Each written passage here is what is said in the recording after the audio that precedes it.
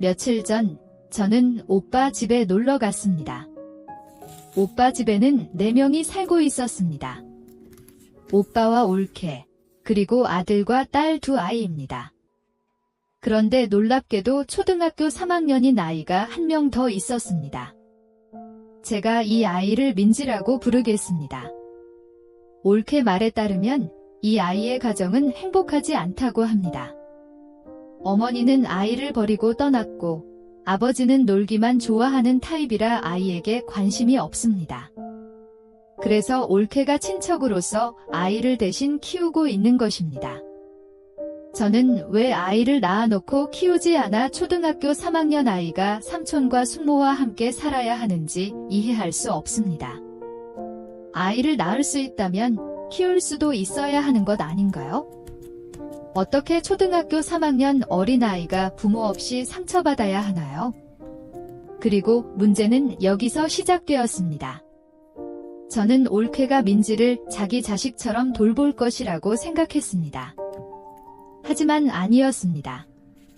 올케는 드라마에 나오는 계모 같았습니다. 제가 방문한 이후로 매일 민지는 올케에게 맞고 있었습니다.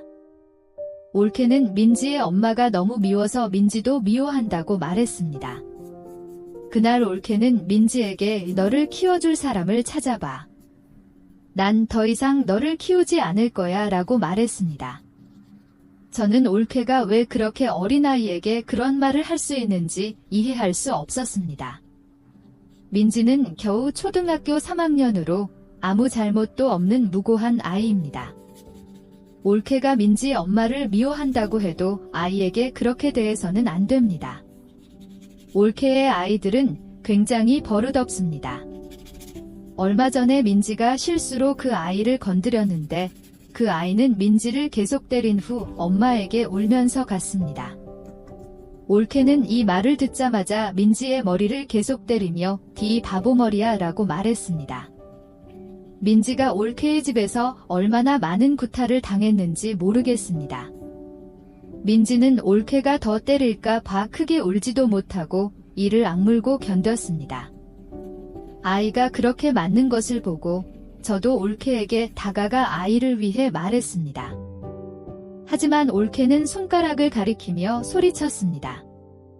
걔는 버릇없어서 때려야 고쳐진다. 어릴 때 가르치지 않으면 나중에 나가서 불량배가 될 텐데. 다음 날 아침, 올케는 저와 민지를 데리고 카페에 갔습니다. 카페 안에 어린이 놀이 공간이 있어서 올케는 민지에게 가서 놀라고 했는데 잠시 후 민지가 보이지 않았습니다. 올케와 저는 찾으러 다니다가 민지를 발견했습니다. 올케는 즉시 카페 안에서 민지의 머리를 때렸습니다. 집에 돌아와서도 올케는 계속해서 민지를 때렸습니다. 저는 정말 뭐라고 말하고 싶었지만 올케가 저까지 때릴까봐 두려웠습니다. 저녁에 올케의 아이들은 비싼 우유와 비타민을 마셨지만 민지는 라면만 먹었습니다. 매일 저는 민지가 맞는 것을 봤습니다. 제 마음은 도저히 견딜 수 없었습니다. 올케가 왜 아이에게 그렇게 하는지 더욱 이해할 수 없었습니다. 민지의 부모도 마찬가지입니다. 그날 이후로 저는 올케를 멀리하기 시작했습니다. 올케를 볼 때마다 그 잔인한 구타 장면이 생각났기 때문입니다. 저는 누구를 비난하거나 판단할 의도는 없습니다. 저는 젊은 사람들이 아이를 갖기 전에 생각해 보길 바랍니다. 아이를 낳기로 결정했다면 여러분의 아이를 제대로 키워주세요. 어떤 아이도 민지와 같은 상황에 처하지 않도록 해주세요. 감사합니다. 안녕하세요, 여러분. 저는 제가 직접 목격한 이야기를 여러분께 들려드리러 왔습니다. 이 이야기는 저를 많은 생각하게 만들었습니다.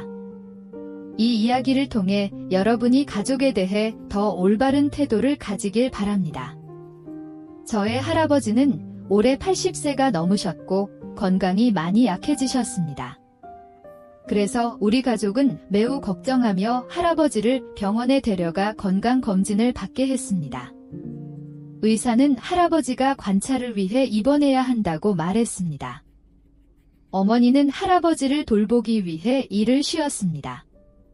저는 할아버지가 외롭지 않도록 매일 어머니를 따라 병원에 갔습니다. 할아버지 옆 병상에는 80세쯤 되는 또 다른 노인분이 계셨습니다. 그분은 우리 할아버지보다 훨씬 약해 보였습니다. 거의 움직일 수 없고 모든 일상생활에 도움이 필요한 상태였습니다. 주변을 둘러봤지만 그 노인의 가족은 보이지 않았습니다. 잠시 후 40대쯤 되는 남자가 왔습니다. 매우 세련되고 깔끔해 보였습니다. 그는 병실 모든 사람에게 예의 바르게 인사했습니다. 저도 그가 정말 좋은 사람처럼 느껴졌습니다. 하지만 여러분, 제가 잘못 봤습니다. 그는 노인을 보자마자 투덜거리기 시작했습니다. 일도 많은데 아버지 돌보러 여기까지 와야 하고. 빨리 드시고 제가 가야 해요. 노인은 아무 말도 하지 않았습니다. 그저 조용히 아들이 떠먹여주는 죽을 한 숟가락씩 먹었습니다. 계속해서 저는 그 아들이 투덜거리는 소리를 들었습니다. 아이고, 제대로 좀 드세요. 보세요. 다 흘렸잖아요. 아버지 나이가 몇인데 죽 한 숟가락도 제대로 못 드시냐고요. 빨리 드시고 제가 가야 해요. 아들은 겨우 10분 정도만 인내했습니다. 노인은 몇 숟가락밖에 먹지 못했는데 아들은 그냥 일어나서 가버렸습니다. 노인이 배가 부른지 신경도 쓰지 않았습니다. 다음날 아들이 다시 왔는데 전날과 똑같은 태도였습니다. 오히려 더 나빴습니다. 노인은 한자리에만 누워있어서 화장실 가는 것도 매우 어려웠고 다른 사람의 도움이 필요했습니다. 노인이 아들을 부르려고 했지만 아들은 계속 전화만 받고 있어서 노인에게 신경을 쓰지 않았습니다. 노인이 실수로 용변을 가리지 못했을 때 아들은 온갖 불쾌한 말로 노인을 꾸짖었습니다. 아버지 때문에 너무 지쳤어요. 언제까지 절 고생시킬 건가요? 아들은 말하면서 노인을 닦아주었지만 너무 거칠게 해서 노인이 아프다고 소리쳤습니다. 하지만 아들은 신경도 쓰지 않았습니다. 그저 차갑게 말했습니다. 뭐가 아파요? 아프기 싫으면 직접 하세요. 왜 계속 다른 사람을 힘들게 하세요? 그리고 노인은 더 이상 아무 말도 하지 않았습니다. 노인을 보니 너무 불쌍했습니다. 저도 어떻게 해야 할지 몰랐습니다. 어떻게 그런 무심하고 불효한 말들을 할 수 있는지 상상도 할 수 없었습니다. 오늘 할아버지를 보러 갔는데 그 옆 병상의 노인이 보이지 않았습니다. 저는 그 노인의 건강이 좋아져서 퇴원한 줄 알았습니다. 하지만 아니었습니다. 어머니가 말씀하시길 어제 그 노인이 아프다고 하며 아들에게 의사를 불러달라고 했지만 아들은 그러지 않았다고 합니다. 오히려 아버지 지금 꾀병 부리는 거죠? 아직 말씀도 하시는데 뭐가 문제예요? 의사를 왜 불러요? 라고 말했다고 합니다. 아들은 노인에게 소리쳤습니다. 한마디만 더 하시면 요양원에 모셔다 드릴 거예요. 아버지가 자식들에게 짐이 된다는 걸 모르세요? 빨리 가시지 그래요? 이렇게 질질 끌면서 절 괴롭히지 마세요. 그래서 노인은 몇 시간 동안 고통을 참으며 아들에게 한마디도 하지 않았습니다. 그렇게 노인의 상태는 점점 나빠졌고 간호사가 들어와 노인이 차갑게 식은 것을 발견했을 때야 급히 응급실로 데려갔습니다. 부모는 하늘처럼 자식을 키우고 자식은 달력 넘기듯 부모를 모신다는 말이 떠올랐습니다. 이 이야기는 저를 정말 실망스럽고 슬프게 만들었습니다. 어떻게 사람들이 자신을 키워준 부모에게 그렇게 잔인하게 대할 수 있을까요? 밖에서는 다른 사람들에게 상냥하게 대하며 자신이 능력 있는 사람이라고 자랑하지만 마음은 썩어 있습니다. 오늘은 제 여동생에 대한 이야기를 하려고 합니다. 제 여동생은 저보다 2살 어립니다. 나이는 어리지만 연기와 과장하는 능력은 전문 배우나 기자도 따라올 수 없을 정도입니다. 사실 어릴 때는 매우 착했습니다. 하지만 자랄수록 더 버릇없어졌습니다. 죄송합니다만 제가 쓰는 표현이 불편하실 수 있겠지만 현실은 정말 그렇습니다. 오늘 방이 너무 지저분해서 청소를 했습니다. 제가 매트를 들어올려 먼지를 털자 먼지가 그녀에게 날아갔습니다. 그래서 저에게 복수하기 위해 그녀는 뭔가 더러운 것을 가져와 제 이불에 발랐습니다. 저는 그것을 보고 빗자루를 살짝 두드리며 왜 그랬는지 물었습니다. 그런데 갑자기 그녀는 제가 빗자루로 그녀를 때릴 거라고 생각했습니다. 그녀는 일어나 제게 얼굴을 들이밀며 뭐 하려고? 라고 물었습니다. 저는 그냥 청소하고 있다고 말했습니다. 하지만 거기서 끝나지 않았습니다. 그녀는 계속해서 저를 벽으로 밀어붙이고 자신의 70kg 몸무게로 저를 때렸습니다. 저는 겨우 39kg이라 그녀와 싸울 수 없었습니다. 그저 약하게 저항할 뿐이었습니다. 그녀가 저를 때릴 때 저는 얼굴만 가렸습니다. 빠져나오려고 발버둥 쳤지만 그녀는 너무 강했습니다. 그래서 저는 무력하게 당할 수밖에 없었습니다. 다행히 부모님이 아래층에서 자매가 싸우는 소리를 듣고 올라와 상황을 확인했습니다. 그러자 그녀는 어머니에게 달려가 안겼습니다. 어디서 눈물이 나왔는지 엉엉 울었습니다. 그리고는 마치 제가 그녀를 심하게 때린 것처럼 고자질했습니다. 저는 빗자루로 그녀를 때렸다고 거짓말했습니다. 반면 저는 그녀에게 맞아 옷이 흐트러져 있었지만 그녀는 아무 탈 없이 멀쩡했습니다. 그래서 부모님은 저를 꾸짖었습니다. 누나니까 동생을 때리면 안 돼, 동생에게 양보해야지 라고 말입니다. 부모님이 내려가자 그녀는 돌변했습니다. 눈물을 닦고 방금 썼던 불쌍한 가면을 벗었습니다. 대신 건방진 표정으로 저에게 무슨 자격으로 자기를 혼내느냐며 까불지 말라고 했습니다. 그녀가 저를 때릴 때 눈을 치켜뜨고 이를 악물며 저를 죽이려는 듯한 표정이었던 것이 생각났습니다. 그녀는 제가 못생겼고 남자친구도 없고 배움이 없으며 쓸모없다고 말했습니다. 하지만 전에 저는 일도 하고 돈도 벌었습니다. 불행하게도 어릴 때부터 심한 피부병이 있었는데 최근에 재발해서 약을 바르기 위해 머리카락을 모두 잘라야 했습니다. 이 병 때문에 학교도 그만둬야 했습니다. 그렇지 않았다면 지금쯤 2004년생 친구들과 함께 졸업했을 것입니다. 집에서도 부모님 일을 도우며 제 옷은 직접 빨았습니다. 반면 그녀는 핸드폰만 보고 명령만 하며 3일 동안 입던 옷도 세탁하지 않고 아버지에게 맡깁니다. 그런데 왜 그녀는 제가 쓸모없다고 말할까요? 솔직히 그녀의 말과 저를 때리는 것에 대해 아무도 그녀를 벌하지 않는 것이 저를 슬프게 합니다. 하지만 괜찮습니다. 모든 일은 지나갈 테니까요. 누구에게 말해야 할지 몰라서 여기에 제 이야기를 올립니다.